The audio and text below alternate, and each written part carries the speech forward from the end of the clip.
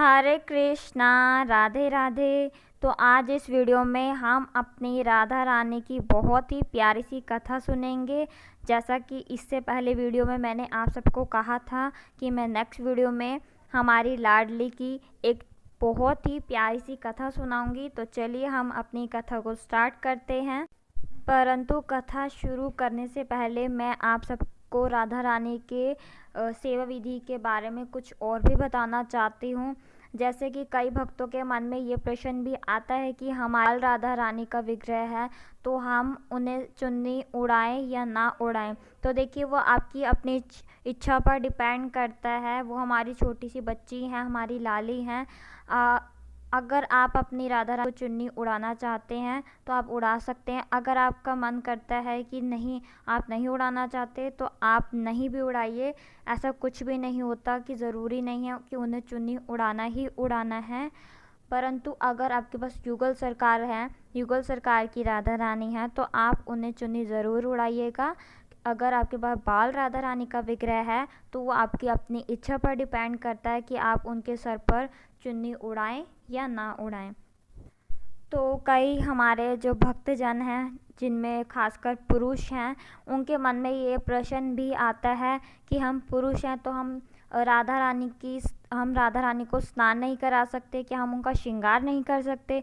तो देखिए, इससे पहले भी मैंने जो वीडियो अपलोड करी है उस पर मैंने यही कहा है कि पुरुषों को राधा रानी की स्नान विधि और श्रृंगार विधि में भाग नहीं लेना चाहिए।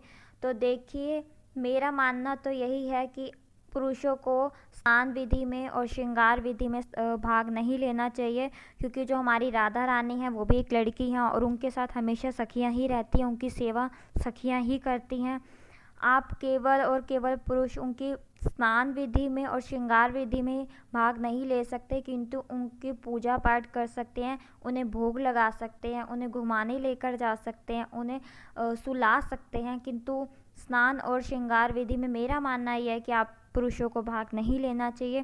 किंतु कई पुरुषों के मन में आता है कि हमारी राधा रानी के प्रति जो भावना है वो सच्ची, हमारे भाव सच्चे हैं, तो हम राधा रानी को स्नान क्यों नहीं करा सकते। तो देखिए, अगर आपको लगता है कि आपके भाव सच्चे हैं, आप अपनी पूरी भाव से, पूरे प्रेम भाव से, पूरी श्रद्धा से अपनी राधा रानी जी को अपना रहे हैं, बेटी के रूप में आपने रिश्ता बनाया है, आप उनकी सेवा करना चाहते हैं पूरे श्रद्धा भाव से, तो आप पुरुष होकर भी उन्हें स्नान करा सकते हैं। तो जैसा आपको अच्छा लगे आप ऐसा कीजिए, ऐसा कुछ नहीं है। अगर आपके भाव सच्चे हैं, आप कराना चाहते हैं, तो आप करा सकते हैं। तो ये तो था कि कुछ बातें थी जो मैंने आप सबके साथ शेयर करी राधा रानी जी के प्रति। तो अब हम अपनी कथा को स्टार्ट करते हैं। तो चलिए हम कथा की ओर बढ़ते हैं। तो देखिए, जैसा कि मैंने आपको कहा कि अगर आपने राधा रानी को अपनी पुत्री माना है तो आप राधा रानी के साथ अपनी पुत्री वत उनके साथ व्यवहार भी रखिए। जैसे मान लीजिए तीज का त्यौहार आ रहा है और आप अपनी पुत्री के लिए नए कंगन, चूड़ी, कपड़े इत्यादि लाते हैं, तो आपको अपनी राधा रानी के लिए भी उपहार अवश्य लाना चाहिए। उदाहरण के तौर पर मैं आपको एक छोटी सी अपनी श्री राधा रानी जी की एक कथा सुनाती हूँ। ये बात है बरसाने की। बरसाने में एक सेठ जी रहते थे जिनका बहुत ही बड़ा कारोबार था। उनके 3 बेटे थे और 3 बहुएं थी, लेकिन सेठ जी की कोई पुत्री नहीं थी। उन्हें एक पुत्री की कमी हमेशा ही खलती थी।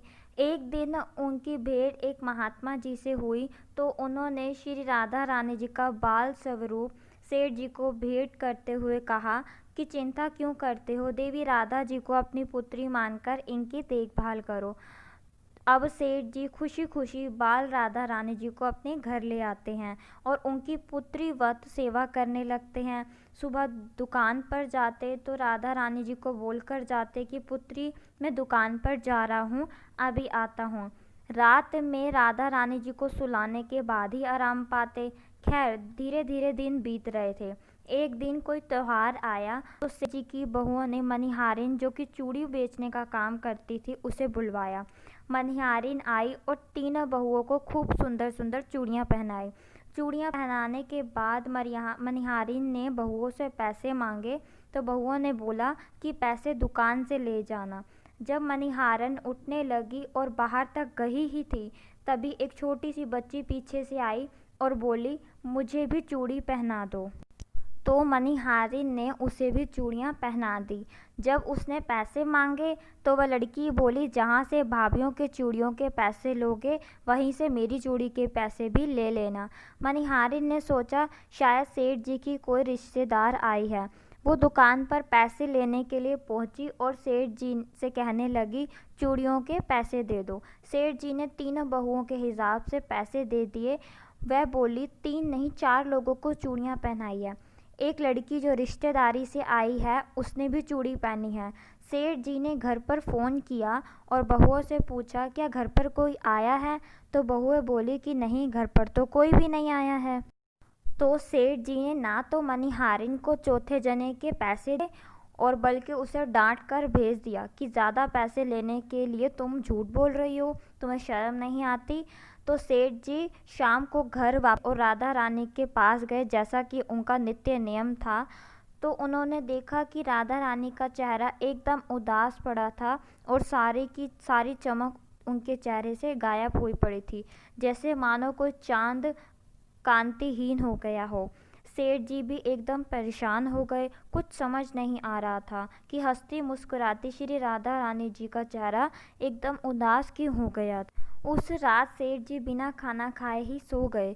सोए क्या, सिर्फ करवटें ही बदल रहे थे कि एक क्षण उनकी नींद लगी तो उन्हें सपने में श्री राधा रानी जी का दर्शन हुआ। आंखों में आंसू और चेहरा उदास। सेठ जी ने पूछा, बेटी क्या हो गया, आज तुम उदास क्यों हो? तो राधा रानी जी ने बोला कि पिताजी, आप अवश्य ही मुझसे नाराज़ हैं, तभी तो आपने भाभीयों के चूड़ियों के पैसे दिए और मेरी चूड़ियों के पैसे नहीं दिए।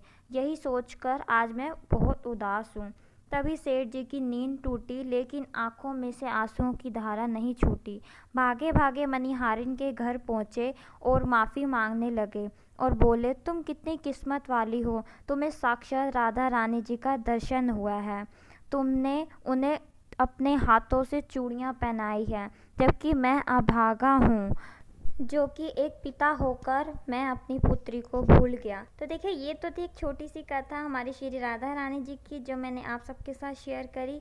अगर आपको हमारी ये वीडियो अच्छी लगी हो, आज की ये कथा अच्छी लगी हो, तो प्लीज़ हमारी वीडियो को ज़्यादा से ज़्यादा लाइक कीजिएगा, ज़्यादा से ज़्यादा शेयर कीजिएगा और कमेंट बॉक्स में जाकर मुझे ज़रूर बताइएगा आपको ये वीडियो कैसे लगी। और आप हमें इंस्टाग्राम पर भी फॉलो कर सकते हैं। इंस्टाग्राम का लिंक मैं आपको नीचे डिस्क्रिप्शन में मिल जाएगा।